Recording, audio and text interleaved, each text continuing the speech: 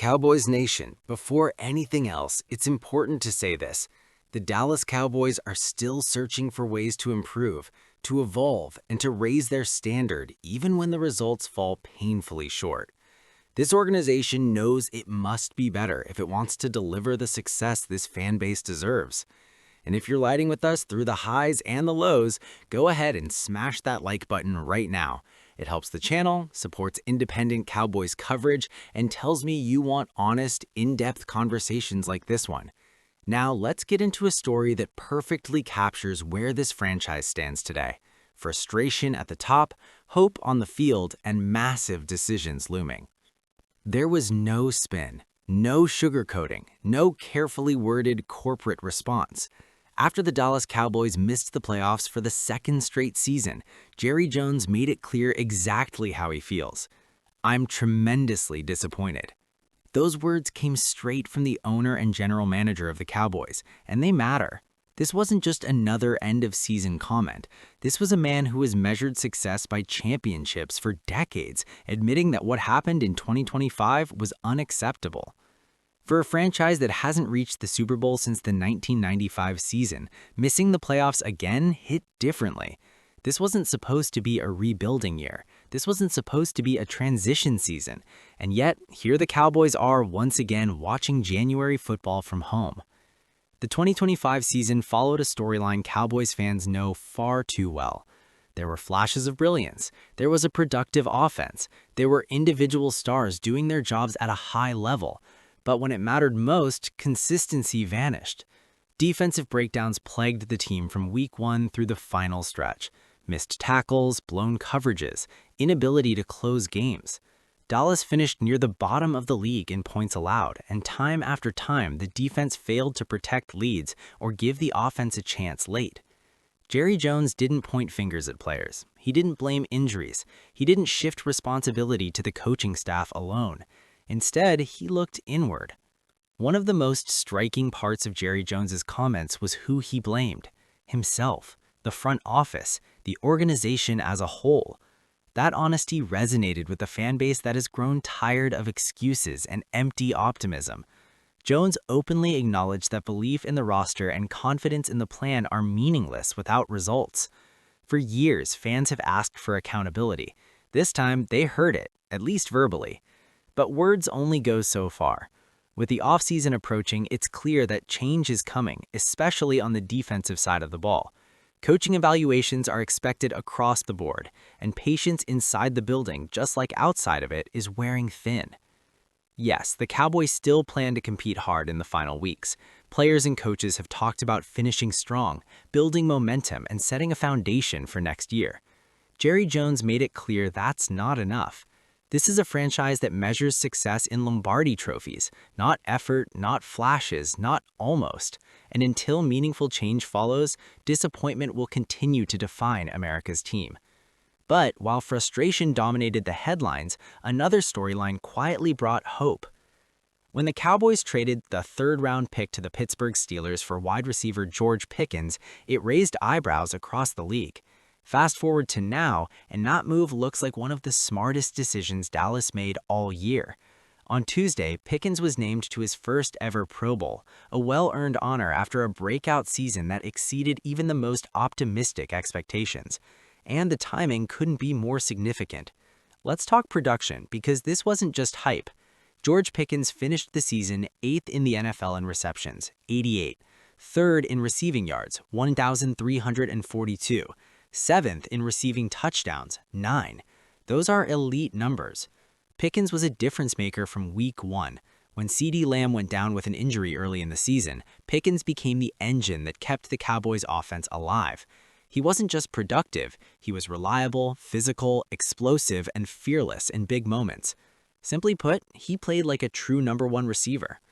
With the Pro Bowl nod comes leverage. Pickens didn't shy away from that reality when speaking to the media. He acknowledged that the honor boosts his career and potentially his contract value, but made it clear his focus remains on finishing the season the right way. More importantly, Pickens hinted strongly that he wants to stay in Dallas. He praised the locker room, he praised the culture, he praised the teammates, and he made an interesting comment at what he's found in Dallas you can't get everywhere: That matters. Now the Cowboys are at a crossroads. They can lock Pickens up long-term with a blockbuster deal, use the franchise tag and risk tension, or let him walk, a move that would be devastating for an offense built around elite receivers. Given the uncertainty around the rest of the roster and coaching staff, keeping George Pickens feels like a non-negotiable priority. This is the type of player franchises build around, especially when trying to climb out of disappointment and reset their identity. That's the reality of the Dallas Cowboys right now. On one side, you have Jerry Jones, openly disappointed, acknowledging failure and promising evaluation and change. On the other, you have a star wide receiver entering his prime, embracing the culture, producing at an elite level, and hinting that he wants to be part of the solution. The contrast couldn't be clearer. The Cowboys are not devoid of talent. They're devoid of consistency, execution, and defensive stability. Fixing that starts with hard decisions Jerry Jones now says he's willing to confront. At this stage of the 2025 season, the Cowboys are no longer protecting egos or clinging to old plans. They're experimenting, they're testing, they're evaluating what works and what absolutely does not before September 2026 arrives. And one of the most important experiments has now turned into a commitment. Tyler Smith will remain the Dallas Cowboys starting left tackle for the remainder of the 2025 season. Head coach Brian Schottenheimer confirmed it after Sunday's game, making it clear that even if rookie Tyler Guyton returns from injury, Smith is staying put. Guyton, if healthy, will shift into a swing tackle role, possibly seeing time on the right side. At this point, the real question is simple. What does Dallas have to lose? Why this move makes sense right now? Let's be honest, the season has already told the Cowboys who they are. This team needs answers, not comfort. And the offensive line, loaded with first-round talent, is one of the few areas where Dallas can realistically solve problems internally instead of throwing draft picks at them. Tyler Smith is not an experiment pulled out of thin air. Cowboys fans remember this clearly. He played left tackle as a rookie in 2022 and held things together under difficult circumstances. Since then, he's developed into a two-time Pro Bowler at left guard, becoming one of the most physically dominant interior linemen in the league. Now, the Cowboys are asking him to slide back outside. And so far, the early returns are encouraging. The numbers don't lie. According to Next Gen Stats, Tyler Smith allowed 5 pressures on 36 pass-blocking snaps at left tackle and did not give up a single sack to Dak Prescott.